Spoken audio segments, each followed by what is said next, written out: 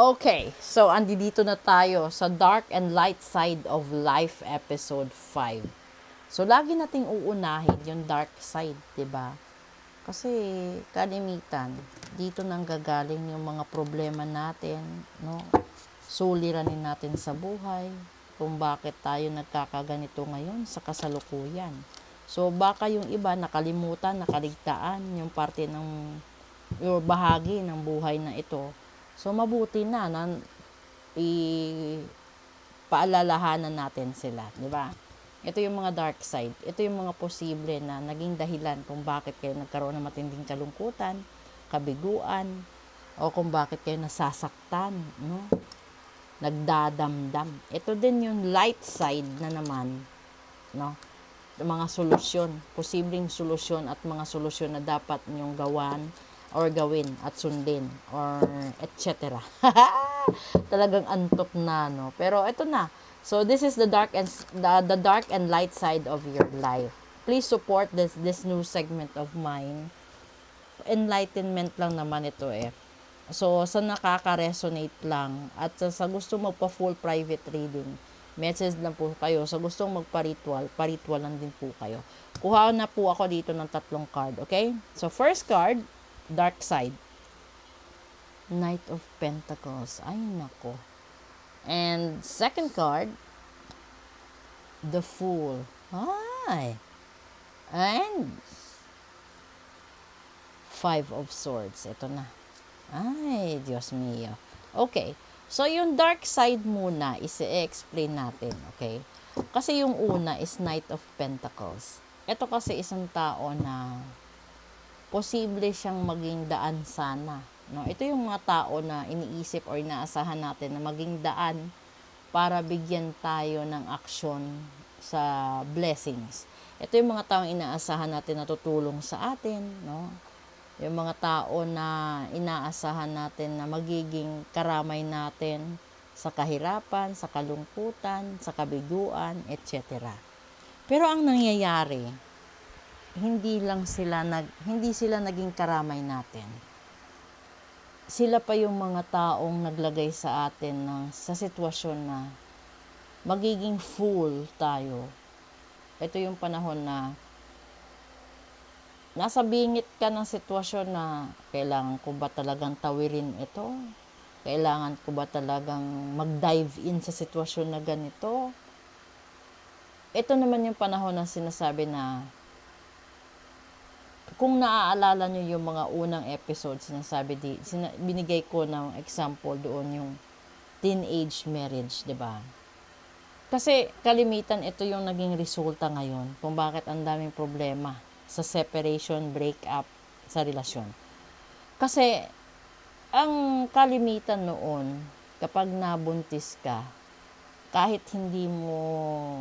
accidentally nabuntis mo yung tao, ay yung babae or nagpabuntis ka, no? Sa hindi inaasahan, tapos gawa ng kapusukan, nabuntis ka. Yung utak ng magulang, para maiwas ka sa kahihiyan, ipapakasal ka doon sa nakabuntis sa'yo. At nandito ka sa sitwasyon na ito, na nag-aalinlangan ka kasi hindi ka handa na maging ina, maging ama, hindi ka handa na isugal mo yung pagiging teenager mo, at mapuputol lahat yon dahil lang sa mga pangyayaring ganyan. At dito sa panghuli, etong 5 of Swords kasi, ito na yung kabiguan mo, no?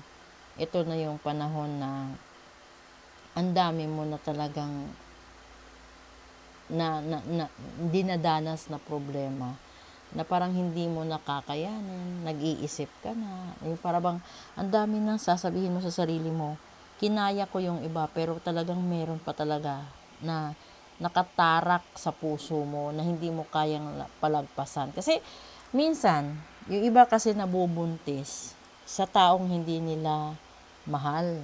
Yung parang dalala ng kalasingan, pagiging high sa drugs, or dala lang siguro ng tukso ng mga kaibigan, ganun. Tapos yung iba naman, parang Kasi uso pa noon, ewan ko kung meron pa sa ngayon yan, pero uso kasi noon yung iba, yung sorority at saka mga grupo na may mga dare na gano'n.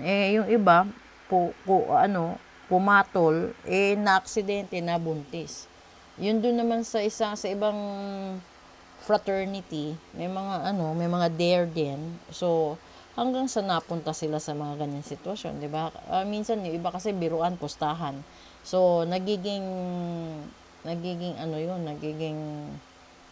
usapan na sige, kapag nasagot mo ito, ganun, ganito, ganyan. O, di panalo ka, ganyan, ganyan. Dati ganun kasi. So, ngayon, yan yung nagiging dahilan na nagkakaroon ka ng mga dark side sa buhay mo. Itong light side naman, tignan natin. Ayun, lumabas talaga. 5 of Swords. Diba? Hala.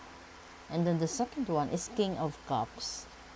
And then, the last one is Page of Wands. So ngayon, ayan yung light side ng buhay mo. Tignan nyo, napaka-continuous. Yung dark side mo, yung dulo is 5 of Swords. Ang dami mong problema. Pero, kung makikita ninyo dito, sa dark side, yung ibang espada nakatumba, nakababa. Pero dito, nakaterno lahat ng espada sa light side, no? Nakaterno na. So ibig sabihin naka-straight na siya, hindi na siya balibag, katulad nito. So ibig sabihin, sa panahon na nag-decide ka na ituwid mo yung mga maling desisyon mo sa buhay, ito yung parte na kung hindi mo mahal ang tao at hindi mo na kayang makisama sa isang tao, ituwid mo ang sitwasyon. Itama mo. Dahil kailangan mong mag-mature. This is the King of Cups. Literally, sa iba, ibig sabihin, kapag nagmahal ka, yung iba kasi, yung Knight of Wands is kabataan. Yung King kasi is being mature, being straightforward, being intelligent and logical. You follow your mind before your heart. Ito na yun. So, dapat, kailangan mong isipin at kailangan mong mag-mature sa buhay mo para mahanap mo itong taong ito. At dito, sinasabi, may pag-asa pa. This is the Page of Wands. May pag-asa pa. Ilang araw simula ngayon, may pag-asa pa na magkaroon ng maliwanag na solusyon ang mga kasalukuyang problema ang dinadanas mo. Literally, yung binigay kong example is all about love and relationship.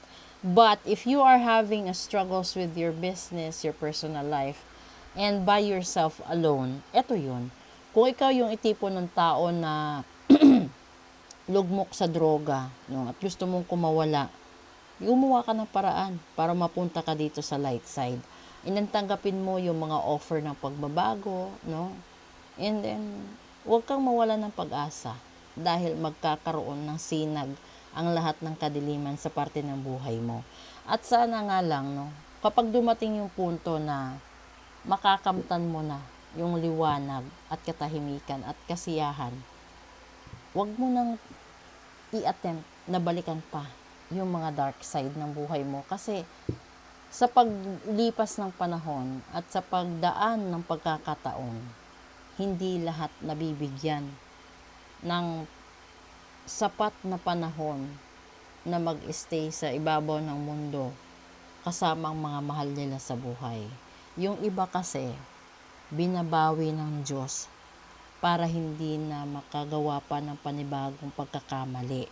Kaya sila namamatay sa panahon na marunong na silang mag-confess sa sarili nilang problems, marunong na silang tumanggap ng pagkatalo, marunong na rin silang yung wisdom na sa sarili nila na okay na sila kahit hindi na marami ang kaibigan, okay na sila kahit walang bumibisita sa kanila, okay na lang sila na tinalikuran sila ng mga anak nila, okay sila na itinakwil sila ng lahat-lahat. May mga ganung tao na natatanggap nila as they grow older, natatanggap na nila. Hindi katulad ng kabataan na gusto mo marami lagi ang nakakapansin sa'yo.